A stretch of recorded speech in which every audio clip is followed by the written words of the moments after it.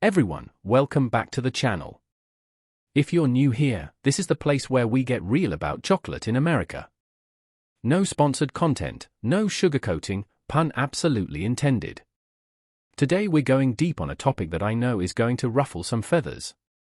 Because we're talking about brands you grew up with. Brands that are in every gas station, every supermarket, every Halloween bag in every neighborhood across the United States. And I'm here to tell you, some of them are not chocolate. Some of them are barely food. But here's the thing, this video isn't just a hit list. Because for every brand that's letting you down, there's one out there doing things right, brands that are honest about their ingredients, ethical about their sourcing, and here's the kicker, they actually taste better. So we're going 5 and 5 today. 5 brands you should think twice about before buying, and 5 that are genuinely worth every penny. Let's get into it. Before we dive in, what even is chocolate? Real quick, because this matters for everything we're about to talk about. In the United States, the FDA actually regulates what can legally be called chocolate. It's not just a flavor, it's a composition standard. Milk chocolate, for example, must contain at least 10% chocolate liquor, at least 39% milk fat, and at least 12% milk solids. Dark chocolate must use cacao products as its only source of chocolate flavoring. And white chocolate must contain at least 20% cocoa butter. Here's the loophole the big brands have been exploiting for years. If your product doesn't meet those standards, you call it chocolatey, chocolate-flavored, or the chocolate adjacent. You slap a brown wrapper on it, you put it in the candy aisle, and most people never read the label. You also need to know that just 3 companies, Hershey, Nestlé, and Mars, control roughly 35% of the world's chocolate production. When you have that kind of market dominance, the incentive isn't to make the best product. The incentive is to make the cheapest one that people will still buy. There are also growing concerns in the industry about heavy metals, specifically lead and cadmium, which naturally occur in cacao but become dangerous when levels are too high. Consumer Reports and Consumer Lab.com have done independent testing, and the results are not always reassuring, even for some brands that market themselves as premium or organic. Okay. Now that you've got context, let's talk brands. The 5 brands you should never buy. 5. R.M. Palmer. Let's start with one that's a little under the radar but absolutely deserves to be on this list. R.M. Palmer Company. You know them best from those heart-shaped foil-wrapped chocolates around Valentine's Day, the little Easter eggs, the holiday shapes.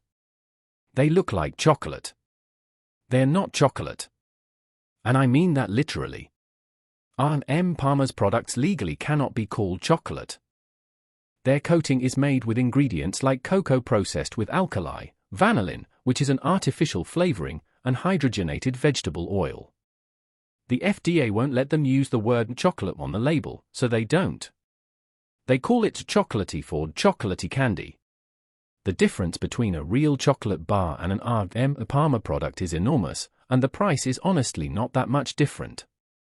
But here's the thing that really put R.M. Palmer on the map in 2023, and not in a good way.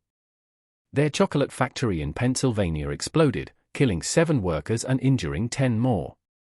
According to reports, employees had been smelling natural gas inside the building and alerted management. The manager's response was that only someone with more authority could order an evacuation. That order never came. Workers returned to their shifts. And then the factory exploded. That's not a company that cares about the product. That's not a company that cares about the people making the product. Keep that in mind next time you see those little foil hearts at the checkout counter. 4. Butterfinger. Oh, Butterfinger. Crispity, crunchity, peanut buttery. And here's the one thing they never say in that slogan, chocolatey. Because they literally can't say chocolate. Butterfinger, now owned by Ferrero, the same company behind Ferrero Rocher, contains less than 2% cocoa in its coating. Less than 2%. The coating is primarily made of corn syrup, vegetable oil, and cocoa, but it does not come close to meeting the FDA's legal definition of chocolate. It's smoothish on the outside, but the coating has that weird flexible, slightly waxy consistency that real chocolate, which is properly tempered, would never have. Real milk chocolate snaps. Real milk chocolate melts cleanly. Butterfinger's coating kind of bends. And then melts in a slightly oily way. Ferrero did update the recipe in 2018, bringing in higher quality peanuts and promising a richer, less waxy coating. And look, it's better. But a 2% cocoa to chocolate is still not chocolate. It's a candy with chocolate vibes. If you love the peanut butter crunch combo, and honestly, who doesn't, there are much better options out there. We'll talk about that in part 2. 3. Godiva. This one's going to be controversial. Because Godiva has spent decades positioning itself as the luxury chocolate brand. The gold box. The fancy malls. The gift-giving. The I'm treating myself energy. Here's the reality check. Godiva is a Belgian brand, or it used to be. It's now owned by Turkey's Yildiz Holding. And while the branding still screams Belgium and luxury, the actual chocolate that ends up in American stores is largely manufactured in Turkey. In terms of ingredients, Godiva sits firmly in the premium price, mass market quality category. When chocolate connoisseurs do blind tastings, Godiva consistently underperforms compared to what you'd expect for the price point. But the bigger issue is sourcing. Godiva has faced documented criticism for sourcing cocoa from farms that use illegal and unethical labor practices, including child labor and forced labor. The opaque supply chain means there's no real transparency about where the cacao comes from or under what conditions. So when you're spending $40 on a box of Godiva to impress someone, you're mostly buying the box. The brand perception. The gold ribbon. The chocolate inside? You can do much, much better for half the price, and with a cleaner conscience. 2. Lindt. Lindt is probably the most controversial entry on this list because people truly love this brand. And I understand it. The marketing is gorgeous. The little Lindra balls are genuinely satisfying. The branding feels Swiss, refined, trustworthy. But let's look at what's actually in the bar. For most Lindt products, including their premium lines, the first ingredient listed is sugar. Not cacao. Not cocoa liquor. Sugar. Among serious chocolate enthusiasts, that tells you everything. Great chocolate should be about the cacao first. When sugar is the primary ingredient, you're eating a candy bar that happens to contain some chocolate. There are also documented supply chain concerns. Lindt has been linked to cocoa sourcing from illegal farms in Ivory Coast and Ghana, where the use of child labor is a persistent and well-reported problem. And then there's the heavy metals issue. In 2022, independent testing found that several Lindt dark chocolate products contained levels of lead and cadmium that exceeded what's permitted in the United States. That's a serious food safety concern, especially for anyone eating dark chocolate regularly, which many people do, believing it's a healthier option. To be fair, Lindt is not the worst chocolate you can eat. But for what you're paying, and given how hard the brand leans into its premium positioning, the gap between image and reality is pretty significant. 1. Hershey's, and the mass-market Big Three in general. Look, I know. This is the American chocolate brand. This is the one your grandparents gave you. The kisses at Halloween. The milk chocolate bar at the baseball game. Hershey's is deeply woven into American food culture, and I respect that. But let's talk about what's actually in a Hershey's milk chocolate bar in 2025. The ingredient list includes sugar, chocolate, cocoa butter, cocoa processed with alkali, milk fat, lecithin, soy, PGPR, and natural flavor. Let's focus on PGPR, polyglycerol polyracinolate. It's an emulsifier derived from castor beans. Hershey's introduced it in 2006. The idea? In very small quantities, PGPR can be used alongside a smaller amount of cocoa butter to achieve similar flow properties in the manufacturing process. In other words, less of the expensive stuff, more of the cheap emulsifier. Now, Hershey says PGPR is not a substitute for cocoa butter. The FDA says it's safe. But independent chemists and chocolate makers note that it results in a product that is softer, more pliable, and slightly rubbery compared to chocolate made purely with cocoa butter. Some people even describe the texture as a little waxy or flexible in a way that real chocolate isn't. Hershey's removed PGPR from some of its most iconic products, the original Hershey's bar, Reese's Peanut Butter Cups, and Hershey's Kisses, in 2015, responding to consumer pressure. But it remains in many of the company's other products. Beyond the ingredient question, Hershey's, along with Mars and Nestlé, has faced long-standing criticism over its supply chain practices. These three companies collectively control a massive share of the global cocoa supply and have repeatedly pledged to address child labor in West African cocoa farming. As of the mid-2020s, independent monitors and journalists report that little meaningful progress has been made. Hershey's is fine. It's inexpensive. It's everywhere. But it is not great chocolate, and the company that makes it has a lot of explaining to do about how its cacao gets to your store shelf. Okay, we've had our reckoning. But this is where things get exciting. Because these next 5 brands are the reason chocolate is one of the most thrilling food categories in America right now. The craft chocolate movement has been growing quietly for years. Transparent supply chains. Farmers paid living wages. Real cacao. No shortcuts. And honestly, the flavor difference is significant. Let's get into it. The 5 brands that are actually worth it. 5. Alter Eco. If you're new to ethical chocolate and you want to start somewhere approachable, Alter Eco is your entry point. Alter Eco is certified organic and fair trade, and they go beyond the label. All of their products are made with cocoa sourced directly from small-scale farming cooperatives that receive targeted support, not just a better price.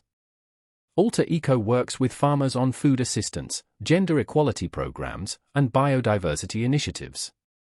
Their packaging is compostable. The chocolate itself is genuinely good.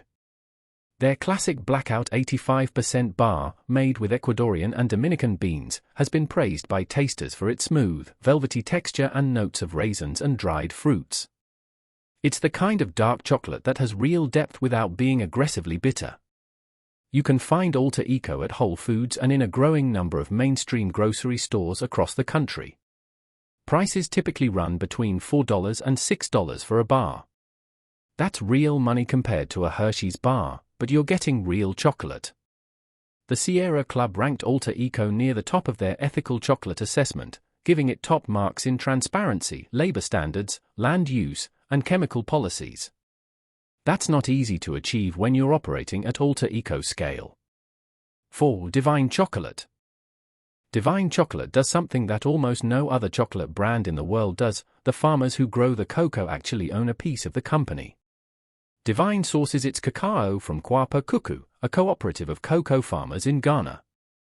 And Kwapa Kuku doesn't just supply Divine, they own 20% of the company. Farmers have seats on Divine's board of directors.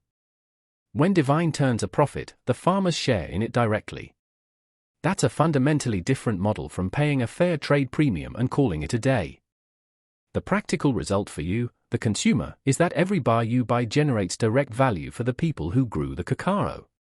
Divine also invests heavily in community programs focused on education and gender equity in Ghana's cocoa-growing regions. The chocolate is good, genuinely good. The milk chocolate is creamy and not overly sweet. The dark chocolate has real complexity.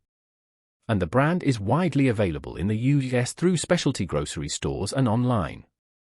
If you want one brand that you can point to and say, this actually changes the economics for cocoa farmers, Divine is it. 3. Beyond Good. Beyond Good might be the most interesting brand on this list because they've done something radical. They moved the manufacturing to Madagascar, where the cocoa grows. Think about what that means. Most chocolate companies source raw cacao from West Africa or Madagascar, ship it to Europe or the US, and manufacture it there. The value, or the jobs, the expertise, the profit, stays in the wealthy country. Beyond Good decided to flip that model. They process and manufacture in Madagascar itself, which means more economic activity stays in the country where the cacao originates. The results are striking. According to Green America, Beyond Good's model has resulted in farmers making 6 times more than the industry standard. And because the agroforestry practices they use are so favorable to biodiversity, 5 species of endangered lemurs are now living in the areas where their cacao is grown. Yes, you read that right. Buying a chocolate bar is helping lemurs. The chocolate itself is organic, single origin, and available in flavors like Madagascar 70% and Uganda milk chocolate. The flavor profiles are distinctive, fruitier and more complex than what you'd get from a blended bean bar. Prices are competitive with other craft chocolate brands, typically in the $4 to $7 range. 2. Theo Chocolate. Theo Chocolate holds a very special place in American food history. When it launched in Seattle in 2006, it was the first organic, fair trade, bean-to-bar chocolate maker in the United States. That's not marketing language, that's a documented first. What bean-to-bars means in practice, Theo controls the entire process. They source the cacao themselves from cooperatives in countries including the Congo, Costa Rica, Ecuador, Madagascar, Peru, and Venezuela. They roast it, grind it, temper it, and mold it, all in-house. That vertical integration means full accountability at every step of the chain.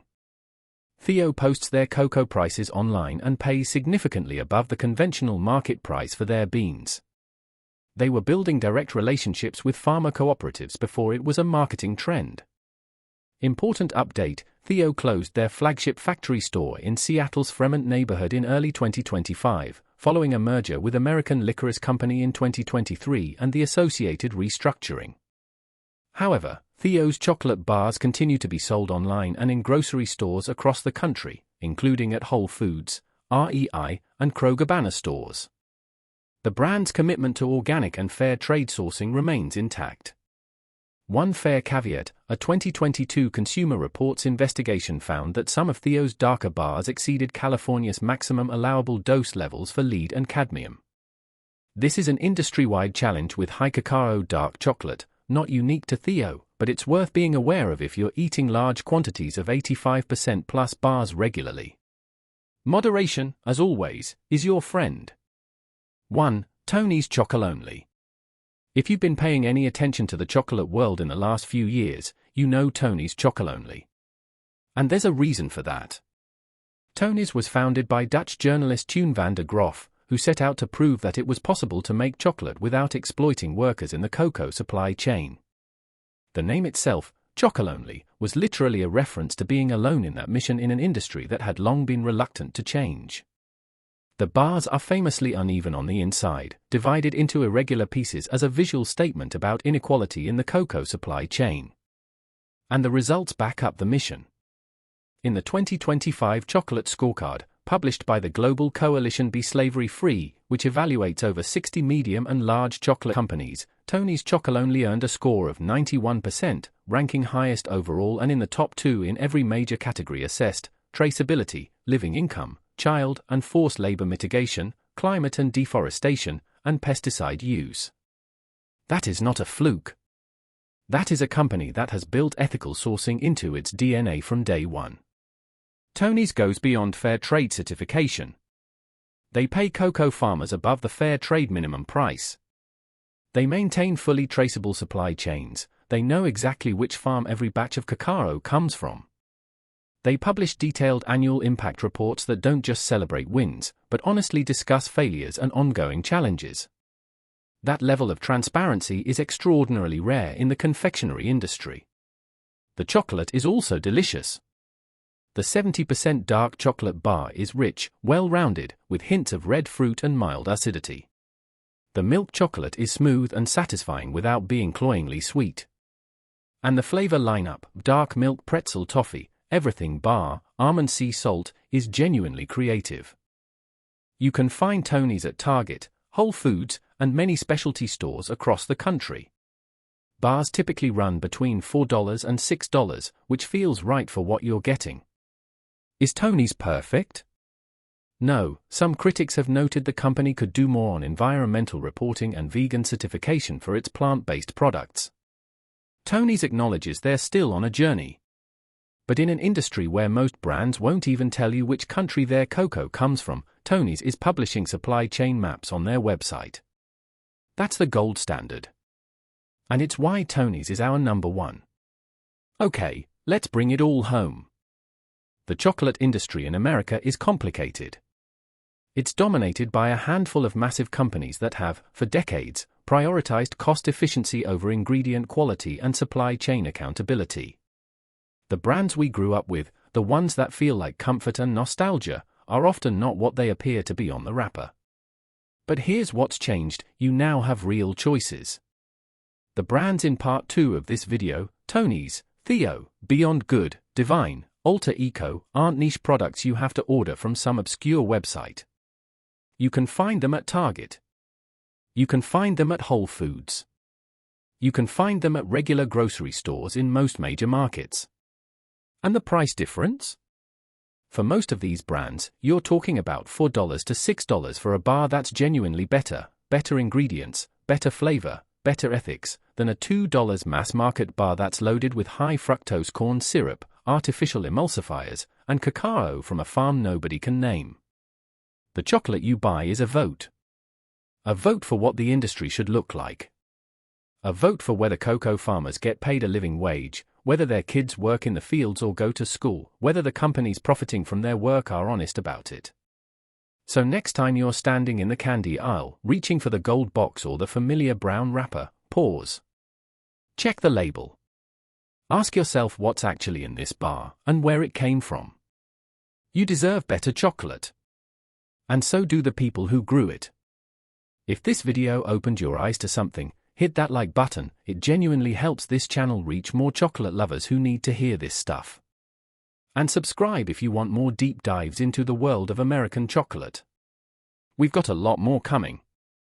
Drop in the comments, what's your favorite chocolate brand right now? Have you tried any of the good guy brands on today's list? I want to hear what you think. Until next time, eat good chocolate from good people. I'll see you in the next one.